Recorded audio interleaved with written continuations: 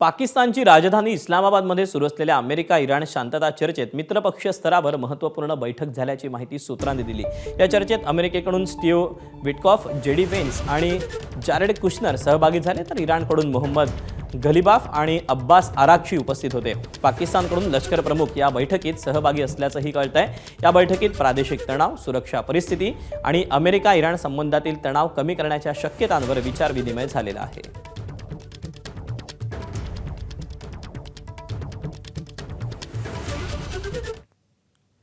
Iran अमेरिकेत चर्चा सुरू असताना हॉर्मुझमधून मोठी अपडेट हाती येते। हॉर्मुझमधून अमेरिकन युद्धनौका माघारी फिरली, 30 मिनिटात थांबले नाहीत तर युद्धनौका उडवून देऊ असा इराणकडून अमेरिकन युद्धनौकेला इशारा देण्यात आला। इराणच्या इशाऱ्यानंतर अमेरिकन युद्धनौका माघारी फिरलेली आहे। हॉर्मुझचा मार्ग खुला करण्यासाठी युद्धनौका पाठवली होती असा दावा अमेरिकेकडून करण्यात आला आहे, तर इराणकडून जहाजांवर हल्ला करण्याची कोणतीही धमकी मिळालेली नाही। अनेक अमेरिकन युद्धनौकांकडून हॉर्मुझ सामुद्रधुनी पार करण्याचा प्रयत्न होतोय असं देखील समजतंय।